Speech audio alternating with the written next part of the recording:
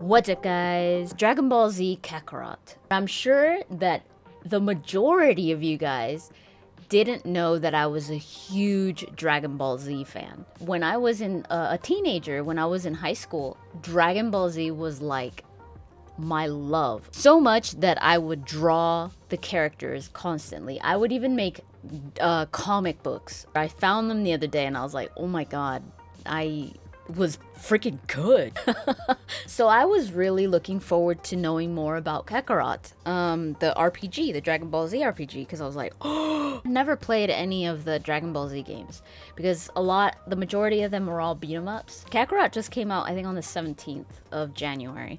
So I've seen so much gameplay on it. It looks gorgeous. It looks like one of the episodes, like one of the cartoons, even crisper. What I've seen, it seems like it's very big on the fights, which doesn't surprise me, obviously. You do have some supporting characters, I think 2, but the main character is obviously Goku, which is, that's why it's called Kakarot, because Goku's name is Kakarot. You get to play as Goku, you get to play as child, teen, and adult Gohan. You get to play as Vegeta, you get to play as Piccolo, Future Trunks, Gotenks, and Vegito. I would just love to play as Vegeta. Vegeta was my favorite character. And I was excited to see that the pink shirt made a return. I was like, sweet. It sounds like a fun game, like just plain fun. But again, I don't know. I've become a really, really different type of gamer as of recent.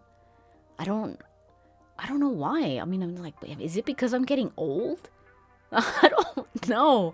I mean, maybe it has to do with the fact that the gaming industry has just kind of relied on things that have already been done, or like sequels of existing IPs, or prequels, or remakes, or remasters. You see a lot of repeats, a lot of things that developers jump on because it's been done before and it's been successful, at least when it comes to like PlayStation and Xbox. The Switch is great for being able to play games, new games as well as the old. And obviously a PC has indies coming out constantly. I just kind of got into this zone of like really not expecting a lot from games. And I really feel sad that I've gotten to that point. I used to get so excited, but it was, if you think about it, it was like, those were franchises that I absolutely adored. It was Mass Effect, Dragon Age, and The Witcher.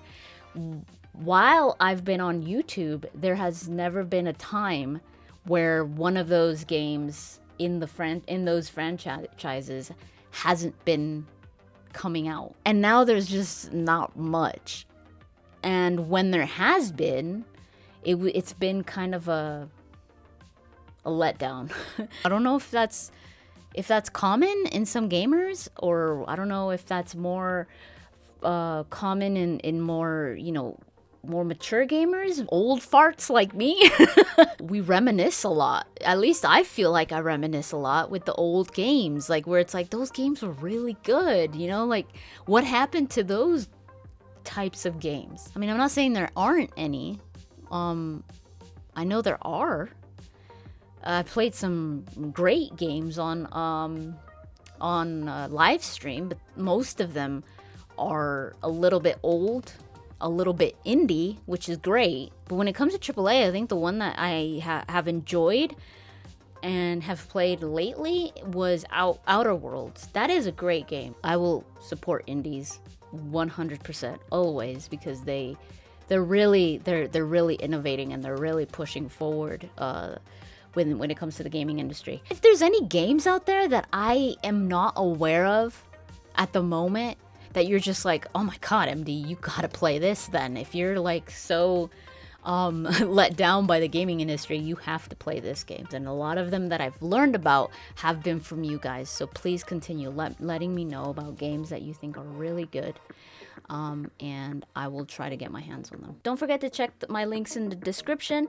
One of them is Patreon, so if you decide to support me on Patreon, I would really, really greatly appreciate it. I tried to give you guys little extras on there, exclusives for Patreon. But that's pretty much it. Thank you so much for watching, and I'll talk to you guys later.